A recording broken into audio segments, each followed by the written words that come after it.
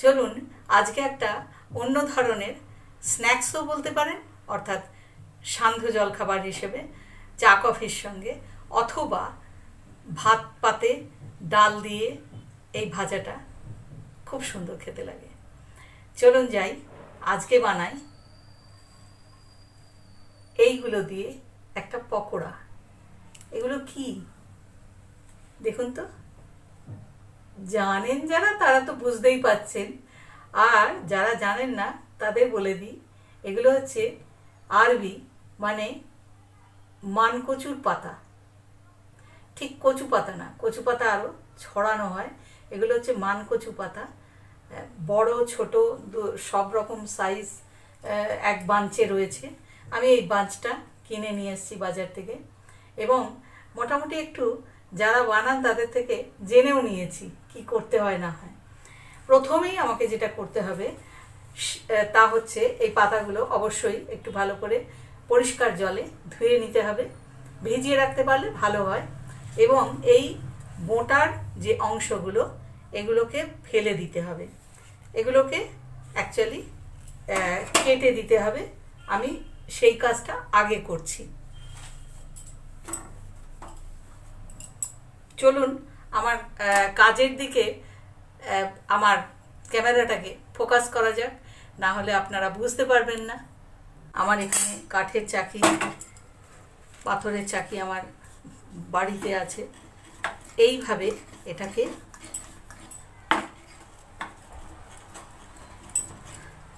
এটা আর একটা পদ্ধতি, দুটো পদ্ধতি আপনাদের আমি দেখিয়ে দিলাম।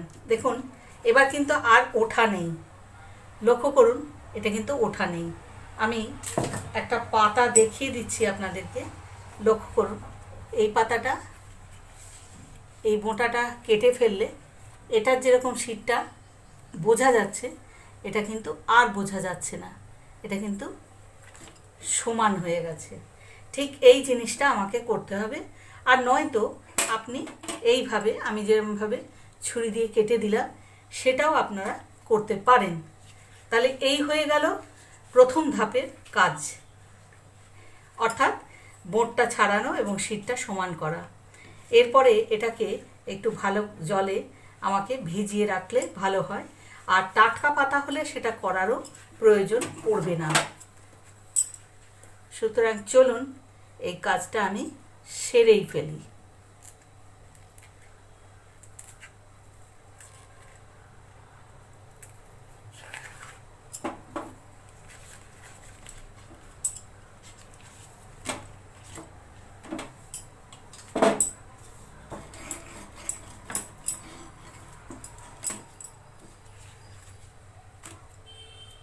এইভাবে সব কটা পাতাই আমাকে রেডি করে নিতে হবে।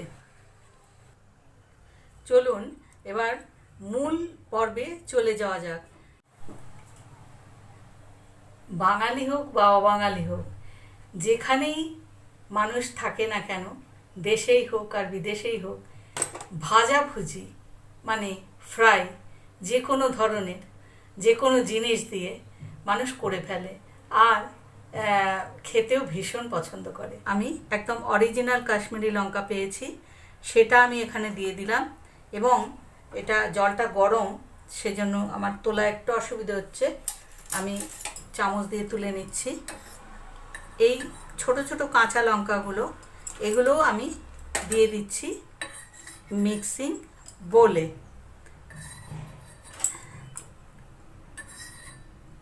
ব্যাস, এইবার আর কি কি দেব এখানে বলে দিই আপনাদেরকে। সেটা হলো এই গোটা জিরে, আমি একটু বেশিই দিলাম, 2 চামচ মতো দিয়ে দিলাম। দিয়ে দেব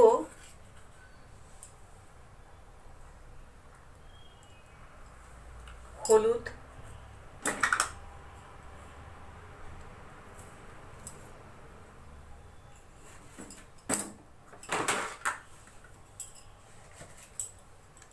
এখানে আমার দুটো প্যাকেটে দুটো মশলা আছে, একটা হচ্ছে চাট মশলা আর একটা হলো আমচুর পাউডার। আমাকে এখন এই আমচুর পাউডারটা দিতে হবে। টেস্টটা বাড়ানোর জন্য। আমচুর পাউডার যদি বাড়িতে আপনাদের না থাকে আর গরমের দিনে যদি আপনারা এটা করেন, তাহলে আপনারা এইটার মধ্যে একটু কাঁচা আম কেটে এর মধ্যে দিতে পারেন। আমার মনে হয় সেই স্বাদটাও কিন্তু এটাতে খুব সুন্দর লাগবে। আসলে যে কোনো খাবারের মধ্যে যাদের টক স্বাদটা একটু ভালো লাগে, মিষ্টি ঝাল নুনের সঙ্গে, তারা একটু টক যেভাবে হোক মেশান। এরপর এখানে যেটা মিশবে সেটা হচ্ছে মেনলি বেসন। এই যে পেস্ট আমার হয়ে গেছে। এইবার আমার দরকার হচ্ছে, এইবার এই বেসনের মধ্যে আমি দেব এই পেস্টটা। এটাতে কিন্তু ঝালটাই বেশি হয়েছে। অবশ্যই এটাও আমার কাছে প্রথম, এই জিনিসটা আমি কখনোই বানাইনি। তাই কিছু যদি ভুলচুক হয় বা আপনাদের পছন্দ না হয়, তাহলে মার্জনা করে দেবেন। আপনাদের পছন্দের মতো করে আপনারা বানিয়ে নেবেন, তাহলেই হলো। আমি সামান্য একটু কিন্তু এটার মধ্যে রেখে দিলাম, যেহেতু যদি আমার লাগে বেসনের গোলাটাতে আমায় দিতে হয়, তাহলে সেক্ষেত্রে আমি বেসনের গোলাটাতে ওই মশলাটুকুনি মাখিয়ে নিতে পারবো। এবার আমাকে যেটা করতে হবে সেটা হচ্ছে, আমি এই যে লঙ্কা গরম করা যে গরম জলটা, এই গরম জলটাই আমি এখানে ব্যবহার করব। সেই জন্য এটাতে কিন্তু একটু একটু জল মিশিয়েই আপনাকে পেস্টটা তৈরি করতে হবে। এইবার আমরা আবার পরের ধাপে চলে যাই। একটা জিনিস আমি ভুলে গিয়েছিলাম, সেটা আমি অলরেডি মিশিয়ে নিয়েছি। সেটা হচ্ছে একটু ধনের গুঁড়ো আর কাশ্মীরি লঙ্কার গুঁড়োটা আমি এখানে ব্যবহার করলাম আরেকটু, যাতে এটা একটুখানি লাল হয়ে যায়, মানে রঙটা একটু পার্থক্য হয়। তো আমার মনে হচ্ছে এটা শুকিয়ে আসছে, আর একটু জল আমি সেই জন্য দিয়েও দিলাম।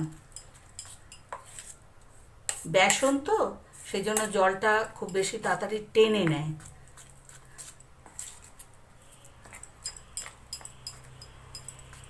একেবারে শুকনো হলেও চলবে না, সেই জন্য জলটা দিতেই হবে।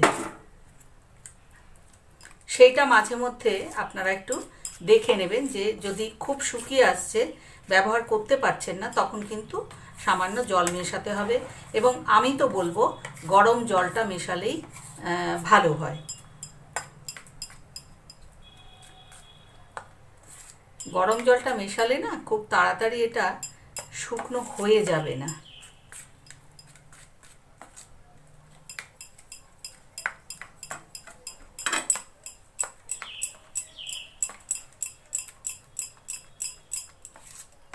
মশলা রেডি, সুতরাং কাজ শুরু করা যাক। ঠিক এরকম হবে জিনিসটা, খুব তাড়াতাড়িও পড়ছে না, আবার একটু থকথকে মতো হয়ে আছে। এইবার আমি যে পাতাগুলোকে পরিষ্কার করেছি এবং রেডি করেছি, সেই পাতাগুলো আমি মোটামুটি দুভাগে ভাগ করে নিয়েছি।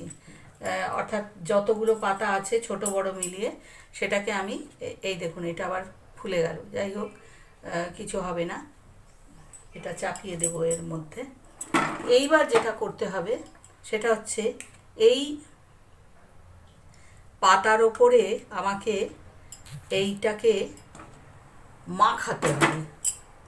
অর্থাৎ এইরকম করে আমাকে এটা মাখিয়ে দিতে হবে। এই মাখানোর কাজটা অনেকে হাতেই করেন, হ্যাঁ, আমার তো মনে হয় হাতে করলেই বেটার। দু হাতে এটা এরমভাবে যদি বলা হয়, তাহলে লেপে দিতে হবে, এই হচ্ছে কথা। কিন্তু একটা জিনিস সম্পর্কে সাবধান, এটা কিন্তু খুব বেশি বাড়িয়ে দেবেন না, বা এখানে যেন বেরিয়ে না আসে, তাহলে কিন্তু পরে এটা বেরিয়ে আসবে বাইরে দিয়ে। কাজেই এরকম একটু থাকবে, তবে এটা ব্যাপারটা হবে। আচ্ছা, এটা যেহেতু এটা এরকম হয়ে গেছে, তাই এটাকে আমি এইভাবে চাপিয়ে দিলাম এবং এইটাকেও আমি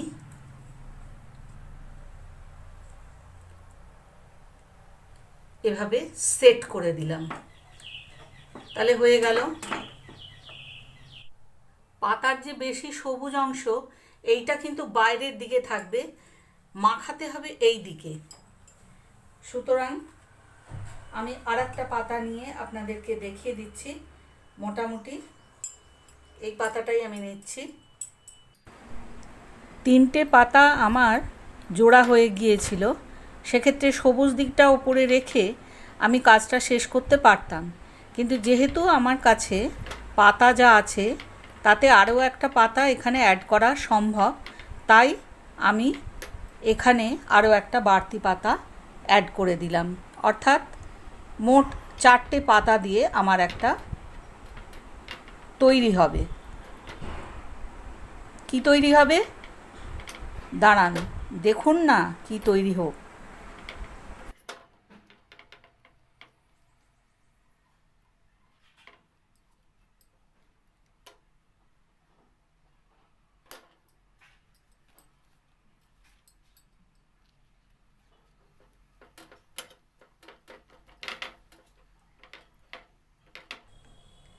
এইবার এটা ঠিক এইভাবে আমাকে গুটিয়ে ফেলতে হবে।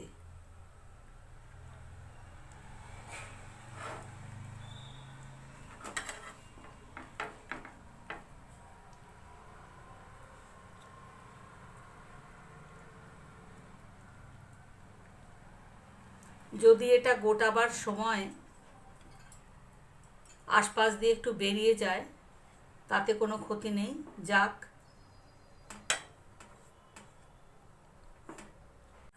আমি আর একটা আপনাদেরকে দেখিয়ে দিচ্ছি। এটা আমার পাতাটা দেওয়া হয়ে গেছে। যদি পাতার সোজা দিকে দেন সেটাও দিতে পারেন। মোড়ানোর ব্যাপারটা আমি আগেরটা মুড়িয়েছিলাম এই প্রান্ত থেকে, কিন্তু আপনার মোড়াতে হবে এই প্রান্ত থেকে, তাহলে এটা সুবিধে হবে। এই প্রান্ত যেহেতু এই জায়গাটা দুভাগ মতো, তাই এই দিকটা আপনি গুটিয়ে দিলে সেটা সব থেকে ভালো হবে। ঠিক এইভাবে রোল করে নিতে হবে এবং যদি এর ওপরে খানিকটা লাগিয়ে দেন তাও দিতে পারেন, বিশেষ করে এই ধারগুলো। এইবার আমি সরাসরি তৃতীয় ধাপে চলে এসেছি এবং এখানে একটা বড় কড়াইতে আমি জল বসিয়েছি বেশ খানিকটা। জলটা আমি ফুটে গেলে গ্যাসের আঁচটা কমিয়ে দেব। এর ওপরে আমার, যেহেতু আমার অনেক রোল নয়, 2টো রোল মাত্র, এই রোল দুটো আমি এখানে বসিয়ে দেব ঠিক এইভাবে। এরকম করে আমি রোল দুটো বসিয়ে দেব এবং এটা পাতাটা যখন রেডি হয়ে যাবে তখন পাতার কালারটা অবশ্যই বদল হয়ে যাবে, সেটা আপনারা নিজেরাও জানেন। তো এখানে আমি এভাবে আমি সাধারণ একটা ঢাকনা, আমার একটা অ্যালুমিনিয়াম ঢাকনা এমনি ছিল, সেই ঢাকনাটা আমি এখানে এইভাবে এমনি চাপা দিয়ে দিলাম। আর গ্যাসের আঁচটাকে আমি একদম মিডিয়ামে দিয়ে দিলাম।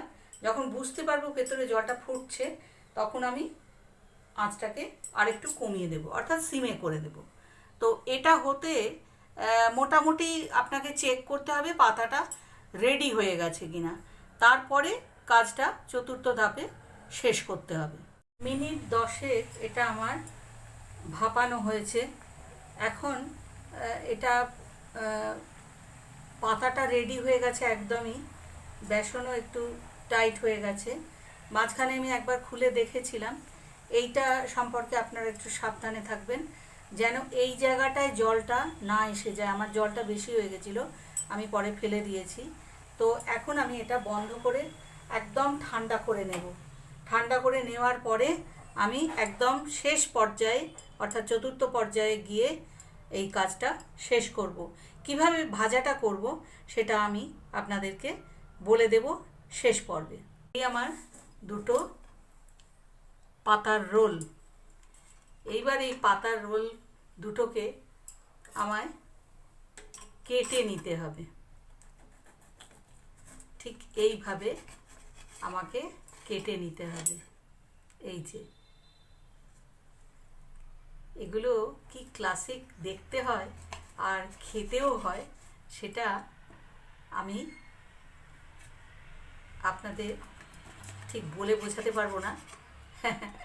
জিনিসটা যতক্ষণ না তৈরি হচ্ছে, মানে আমি না, আপনারা তৈরি করছেন, ততক্ষণ কিন্তু এটা বুঝতে পারবেন না। ঠিক এই রকম দেখতে হচ্ছে জিনিসটা। তো আমার পাতা একটু ছোট ছিল, তো সেই জন্য জিনিসগুলো একটু ছোট ছোট হলো। তো ঠিক আছে, ক্ষতি নেই। আমার তো অনেক সংখ্যক মানুষকে দেওয়ারও ব্যাপার নেই। এইবার আমি এই ধারের পাতাটা একটু সাবধানে কাটতে হবে। এই আমার কাটা হয়ে গেল একটা, আরেকটা আমি কেটে নিচ্ছি।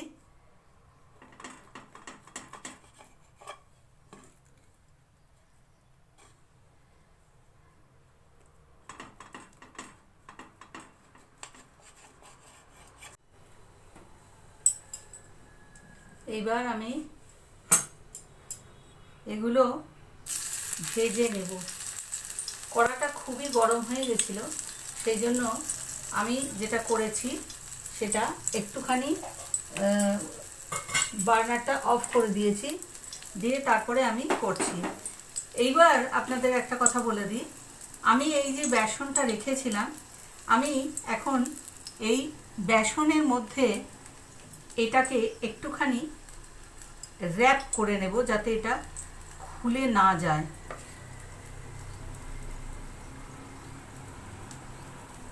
যদি মনে করেন আপনারা এইভাবে জিনিসটা করে নিতে পারেন, তাহলে কিন্তু এটা আর খুলবে না।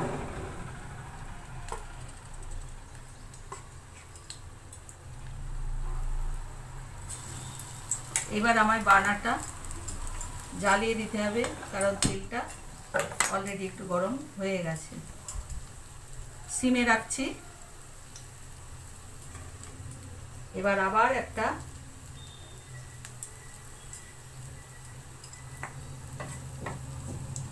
আমি নিলাম,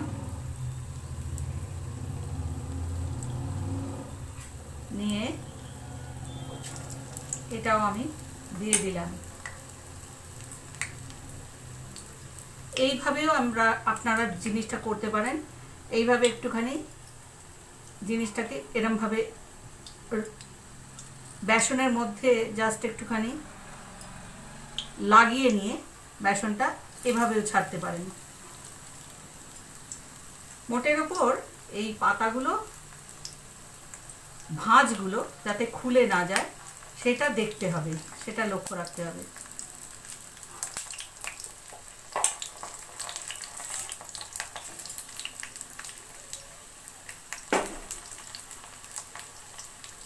অনেক বড় পাতায় জিনিসগুলো, এই পকোড়াগুলো অনেক বড় বড় হয়।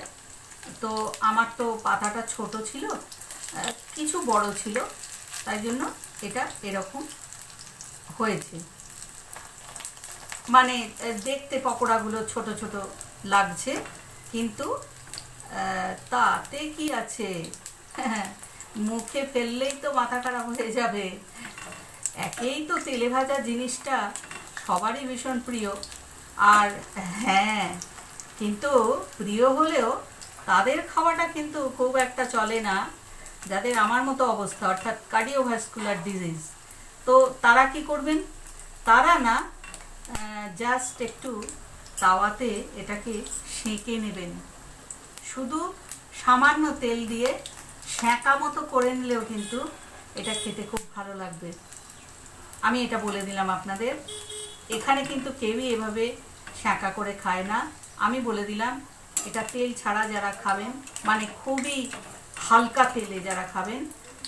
আচ্ছা, আমি এটা এরকম হালকা অবস্থাতেই তুলে নিচ্ছি।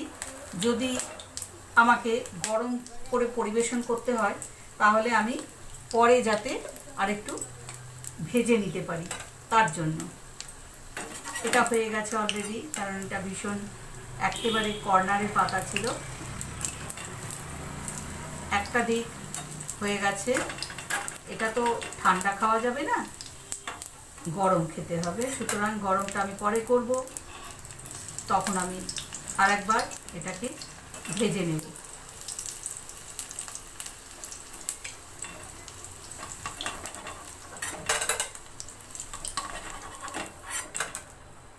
মোটামুটি এইভাবেই আমি জিনিসটা করে নিচ্ছি।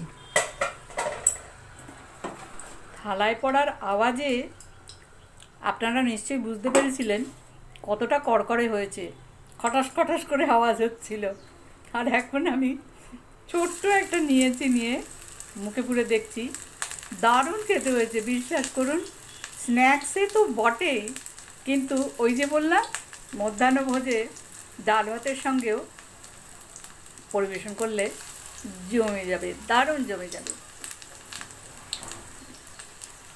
দুর্দান্ত। বিদায় নিয়ে চলে গেলাম। আপনাদের অনেক অনেক ধন্যবাদ আর নমস্কার জানিয়ে, আর অনুরোধ জানিয়ে যে আপনারা সকলেই আমাকে সাবস্ক্রাইব করে আমার ভিডিওগুলো দেখুন, একটু বেশি করে উৎসাহিত করুন। তাহলে আমি তো একটা নতুন জায়গায় রয়েছি, নতুন নতুন খাবারগুলো আপনাদের সঙ্গে আমি ভাগ করে নিতে পারবো। মানে খাওয়াই না, সেটা তো আপনাদের নিজেদেরকেই বানাতে হবে। বানিয়ে নিন, হ্যাঁ। আর সবাই কিন্তু আমাকে জানাবেন কে কেমন বানালেন আর খেতে কেমন হলো।